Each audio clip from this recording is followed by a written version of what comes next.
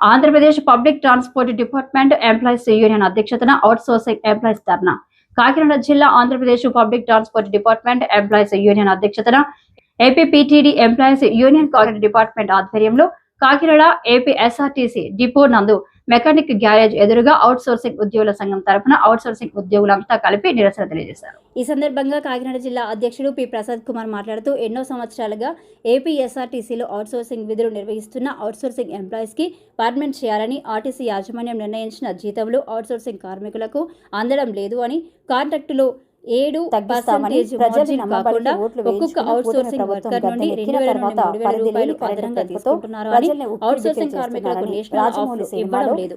Supreme court ఆదేశాల మేరకు సమాన పనికి సమాన వేతనం ఇవ్వడం లేదు అని ఆవేదన వ్యక్తం చేశారు. అలాగే ప్రమోషన్ కల్పించాలని దాన్ని ఉన్నత అధికారులు తెలిసే విధంగా ఈ ధర్నాన్ని నిర్వహిస్తున్నామని తెలిపారు. ఈ కార్యక్రమంలో కాకినాడ జిల్లా కార్యదర్శి జి శివశంకర్, కార్యదర్శి Origanti Ramesh, Kakinada depot president CH Veerabrahmam, depot secretary P Gowrishankar, union number Raju, సభ్యులు తదితరులు పాల్గొన్నారు.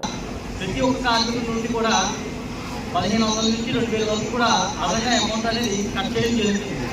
ఇది పూర్తి శాలరీ మాకు ఇవ్వాలని అడుగుతుంటే కొత్తగా వచ్చిన కాంట్రాక్టులు కూడా 15 సంవత్సరాల నుంచి 20 సంవత్సరాల నుంచి చేసే అవుట్సోర్సింగ్ కార్మికులు కూడా చేస్తే చేయండి లేకపోతే మానేయండి అనే పరిస్థితికి అవుట్సోర్సింగ్ అనే విధానం అనేది ప్రస్తుతానికి వచ్చేసింది.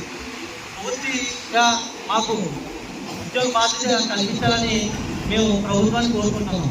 ముందున్న వైసీపీ ప్రభుత్వం అవకాశ వ్యవస్థని ఏర్పాటు చేసి అన్ని గవర్నమెంట్ సంస్థలు ఉన్నటువంటి అవుట్సోర్సింగ్ వ్యక్తుల్ని అవకాశం కలిసి కానీ ఆర్టీసీ మాత్రం గాలి వదిలేసిందని చెప్పుకోవాలి.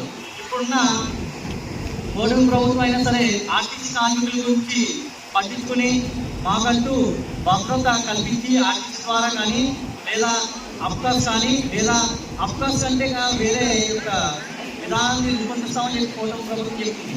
దాంట్లో కానీ మమ్మల్ని చేర్చి ఆర్టీసీ అవుట్సోర్సింగ్ వాళ్ళందరికీ ఉద్యోగ బాధ్యత కల్పించాలని కోరుతున్నాం.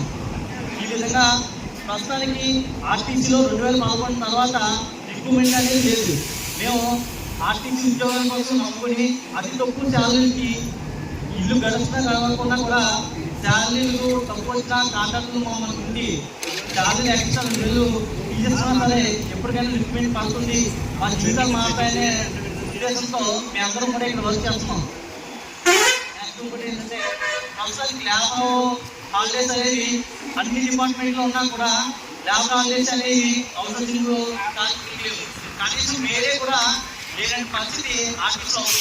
ఇటువంటి పరిస్థితి లేకుండా గవర్నమెంట్ కానీ ఆర్టీసీ యాజమాన్యం కానీ అవుట్సోర్సింగ్ కార్మికులందరినీ పట్టించుకొని మమ్మల్ని న్యాయం చేకూర్చాలని కోరుకుంటున్నాం.